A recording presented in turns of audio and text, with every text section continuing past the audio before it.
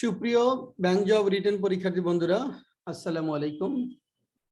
আমি মোস্তফা কামাল আজকের রেকর্ডেড ক্লাসে আপনাদের সকলকে স্বাগত জানাচ্ছি। আমরা আজ combined 8 bank senior officer general recruitment test 2021 এর কোশ্চেন ইংলিশ পার্টের কোশ্চেন দিয়ে সলিউশন করব। বিশেষ করে এটি 7 banks and 1 financial institute officer general senior officer general. এটা কিছুদিন আগে হয়ে যাওয়া পরীক্ষার প্রশ্নের সমস্যার সমাধান। আমরা খুব বেশি ইংলিশ পার্টের আমরা অ্যানালাইসিসের দিকে যাব। প্রত্যেকটা কোশ্চেন আমরা কি কারণে আনসারটি হলো, কি কারণে এটি হলো না, সেটাও যতদূর সম্ভব চেষ্টা করব। তাহলে আমরা চলুন শুরু করি। প্রথমে আসছে the idiom hit the sack means hit the sacks. Hit the sack মানে হলো টু গো টু বেড। এটা নতুন একটা ইডিয়ম। এর আগের পরীক্ষাগুলোতে সাধারণত এই ইডিয়মটি আসতে দেখা যায়নি। আগের পরীক্ষাগুলোতে আমরা সাধারণত এই ইডিয়মটি কোনো পরীক্ষায় দেখিনি। এই প্রথম একটি ইডিয়ম দেখলাম। এটি সবার জন্য একটা আনকমন কোশ্চেন। এটা পরীক্ষায় ছাত্রছাত্রীদের পারার কথা না। মানে হ্যাঁ, hit the sack means go to bed in order to sleep. Question number 2, change the passive people believe he is a scholar. হ্যাঁ, এটা সহজ একটি কোশ্চেন। এটা আমরা মোটামুটি পারবো যারা পড়াশোনা করি। People believe he is a scholar. আনসারটা হলো he is believed to be a scholar. People বিশ্বাস করে তাকে স্কলার হিসেবে, তাহলে তাকে স্কলার হিসেবে বিশ্বাস করা হয়। He is believed to be a scholar.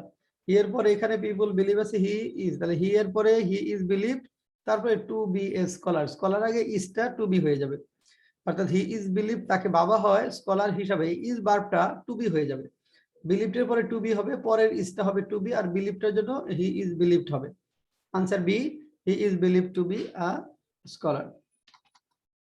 Question 3, change the appropriate word to join. She was waiting for taxi, she found car broken down. এখানে জয়েন করতে বলছে appropriate word এর মাধ্যমে। এখানে আছে she was waiting for a taxi, সে একটি ট্যাক্সির জন্য অপেক্ষা করতেছিল। she found car broken down, এটা আনসার এখানে দেওয়া আছে when and yet as if। as if থাকলে সাধারণত অপর অংশে as though এবং as if থাকলে where হয় বা ভার্বের past form হয়। হ্যাঁ, আগেরটা প্রেজেন্ট টেন্স থাকলে পরেরটা পাস্ট সিম্পল, আগেরটা পাস্ট টেন্স থাকলে পরেরটা পাস্ট পারফেক্ট। এখানে ওই অ্যাজ ইফ এর রুলটা এখানে অ্যাপ্লিকেবল হচ্ছে না। এন্ড এই সেন্সে না, ইয়েট সেন্সও না, তাহলে হয়। She was waiting for a taxi when she found car broken. যখন সে তার গাড়িটি ভাঙা দেখতে পেল তখন সে একটি ট্যাক্সি খুঁজতেছিল। Question number 4, the organization threw an epic dinner party yesterday. The bold-phrased word means, এই epic এর মিনিংটা চেয়েছে, epic dinner party। এটা ফিনোমিনাল, এই শব্দটাও অনেকের জন্য নতুন, অধিকাংশ ছাত্রছাত্রীদের জন্য নতুন বলবো, কারণ epic dinner পার্টিটা খুব বেশি ইউজ হয় এরকম না। সাধারণত এটা খুব বেশি ওইভাবে পরীক্ষায় আমরা আসতে দেখিনি, এটা ফার্স্ট টাইম এটা এসেছে। Epic dinner is a meal usually late at night in which the most tasty, savory, sweet, and unhealthy foods are consumed. Thus, phenomenal is the correct answer. Question 5. Find the sentence that expresses a negative comment. নিচের কোন এক্সপ্রেশনটি দ্বারা negative comment বোঝাচ্ছে? Option A তে দেওয়া আছে Joy is a whiz at science. তাহলে whiz means হলো person who is extremely clever at something. Whiz মানে হলো a person who is extremely clever, তাহলে এটা নেগেটিভ কমেন্টের জন্য ব্যবহৃত হবে না। বিতে আছে শুভ ইজ সো ফ্লেকি। হ্যাঁ, এটা ফ্লেকিটা হলো, দেখেন, if you say you will come to a party and then forget to show up, you are flaky. আচ্ছা, দেখেন ফ্লেকি হলো এরকম যে এখানে যেমন if you say you will come to a party and then forget to show up, তুমি পার্টিতে আসবে বলেছিলে তারপর সেটা ভুলে গিয়েছিলে আসতে, সেই ক্ষেত্রে সেটা হলো ফ্লেকি। এটা নেগেটিভ কমেন্ট। সাধারণত ফ্লেকি শব্দটা নেগেটিভ কমেন্টে ব্যবহৃত হয়। You are off beat and আচ্ছা, tie knot means get married. Tie means if you are flaky you are off beat and you probably don't function. এখানে একটু দেখি আমরা, একটু নিচে নিয়ে যাই।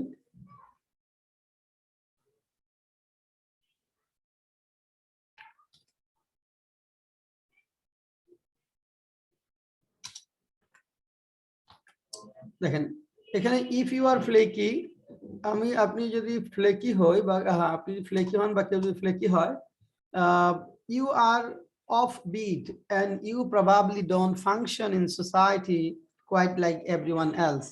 You're offbeat and you probably don't function in society quite like everyone else. অন্য সবার মতো সাধারণ ফাংশন করতে পারে না, সেটা নেগেটিভ হিসেবে ব্যবহৃত হয়। এই কারণে ফ্লেকিটা হলো আমাদের এখানে নেগেটিভ কমেন্ট।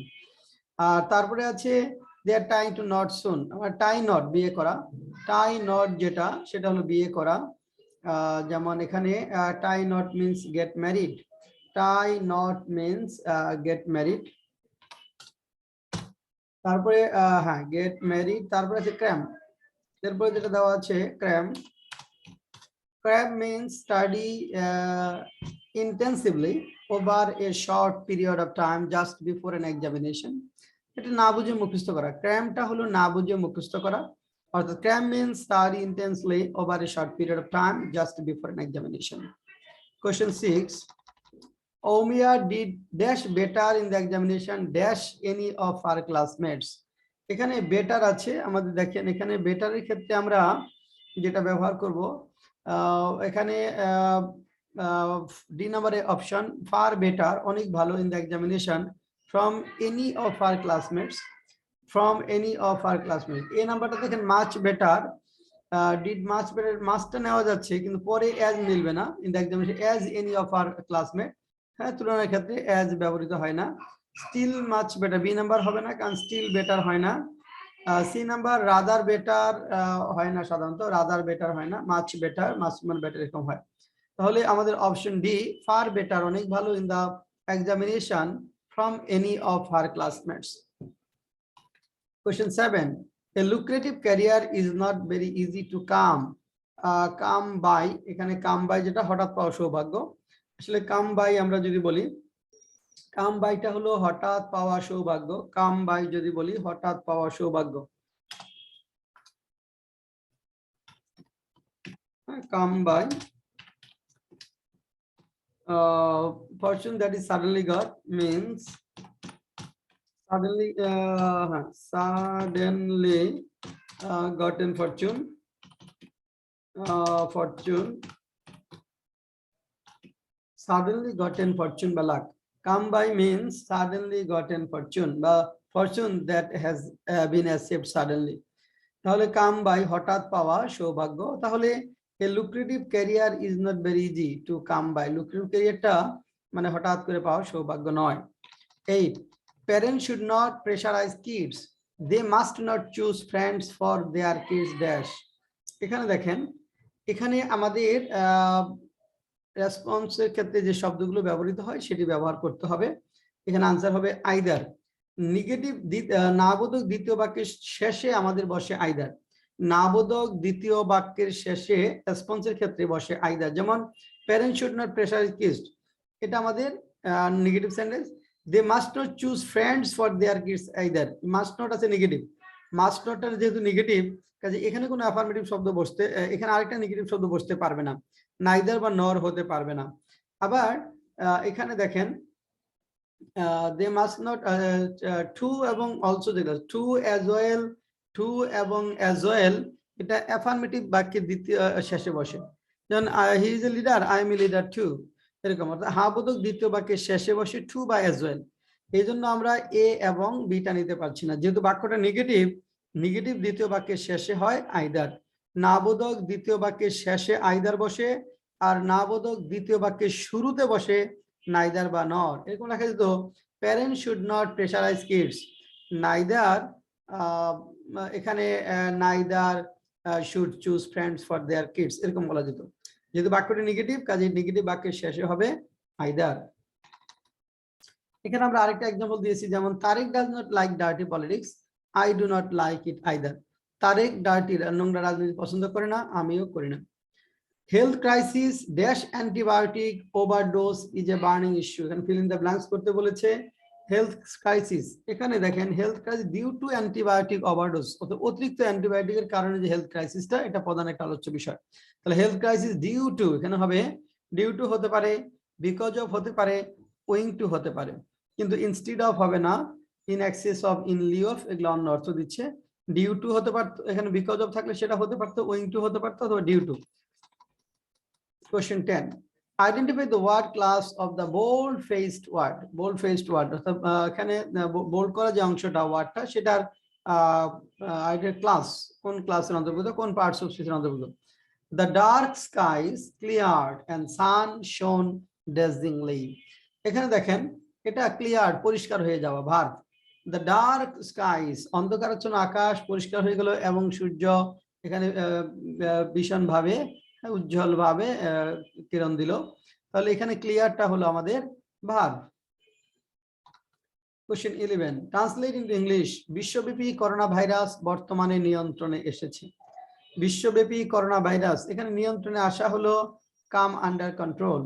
কাম আন্ডার কন্ট্রোল হলো নিয়ন্ত্রণে আসা। Come under control means able to be handled or managed with success. তাহলে এখানে হবে আনসার হবে আমাদের এ, at present the coronavirus has come under control in all over the world. এখানে আমাদের একটু দেখেন যেমন বি নাম্বারে আছে at present যেহেতু আছে কেম আন্ডার কন্ট্রোলটা হতে পারবে না, কেম আন্ডার কন্ট্রোল বারবার পাস্ট ফর্ম হবে না। এখানে corona virus is now under control হয় না, ইজ নাও আন্ডার কন্ট্রোল। যদি এখানে ইডি না থাকতো CONTROL তাহলে সেটাও হতে পারতো যে the corona virus is now under control all over the world. Controlled হবে না, নিয়ন্ত্রিত না। ইজ আন্ডার কন্ট্রোল মানে নিয়ন্ত্রণাধীন। তাহলে সি নাম্বারে যদি এখানে কন্ট্রোল পর্যন্ত থাকতো তাহলে এটা আনসার হতে পারতো। আর ডি নাম্বারে কাম under control, come under control এরকম হবে না, বা পিপি হবে না।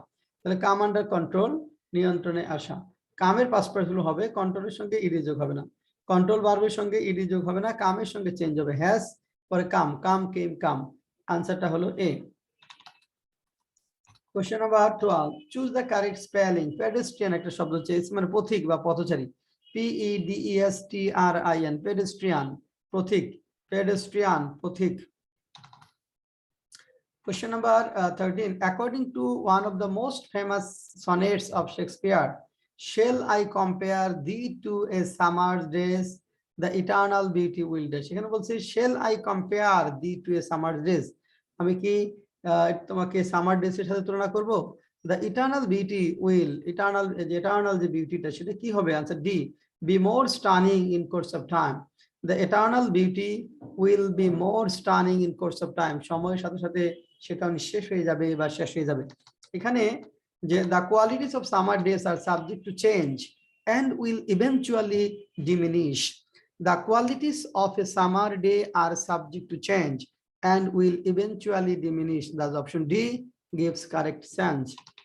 তারপর হচ্ছে Haiko. Haiko is a kind of dash, short story, epic, poetry, novel। Haiku holo ekhane poetry। Haiku is an unrhymed poem consisting of 7 syllables arranged in 3 lines of 5, 7 and 5 syllables respectively। তাহলে এটা unrhymed অর্থাৎ এখানে unrhymed rhymes মানে হলো যেখানে যে স্বরার্থে মূলত মিল নেই। হ্যাঁ, এখানে রাইমের মানে এখানে মিল নেই।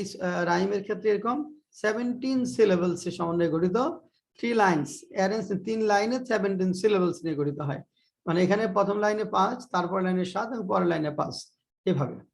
Question 5 find the correct question tag let us discuss. সবাই পারবো আমরা। লেট আস থাকলে ট্যাগ হয় শ্যাল উই দ্বারা, লেট আস থাকলে ট্যাগ হয় শ্যাল উই দ্বারা। Question 16 which is an antonym of fantasy.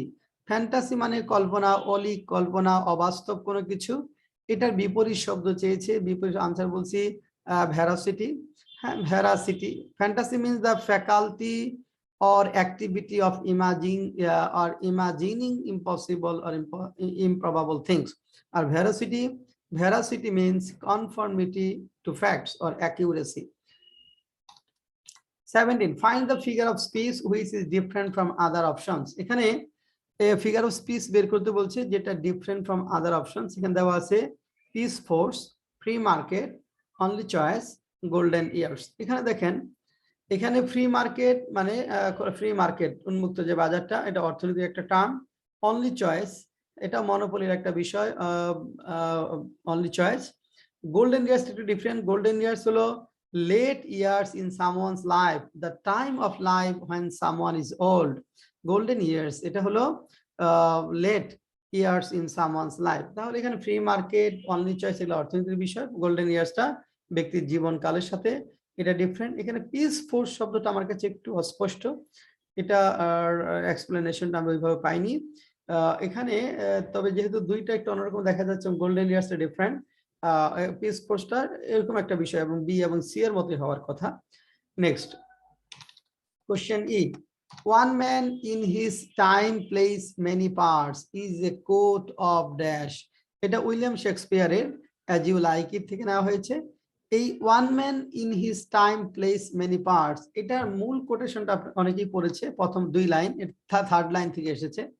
যেমন দেখেন এখানে এটা এসেছে, all the world's stage and all the men and women merely players, they have their exits and their entrances, and one man in his time plays many parts, his acts being seven ages, is a quotation from William Shakespeare from the play As You Like It। এখানে আমরা এর আগে ছাত্রছাত্রীদের সাধারণত যেটুকু পড়িয়েছি ছিল all the world's stage and all the men and women merely players, এই পর্যন্তই সাধারণত এই প্রথম লাইনটাই কোটেশন আকারে আগের পরীক্ষাগুলোতে এসেছে, এর ভিতর থেকে আসেনি, কিন্তু এটা থার্ড লাইন থেকে এসেছে। এটা ছাত্রছাত্রীদের জন্য কঠিনই বলবো, কারণ এটা সাধারণত ওইভাবে পড়ে না, এটা পারার কথা না। Question 19, a separate introductory section of a literacy, dramatic or musical work is called। অর্থাৎ এখানে সাহিত্য, নাটক, মিউজিক্যাল ওয়ার্কের যে আলাদা যে ইন্ট্রোডাক্টরি সেকশন, তাকে বলা হয় প্রলগ, তাকে বলা হয় প্রলগ।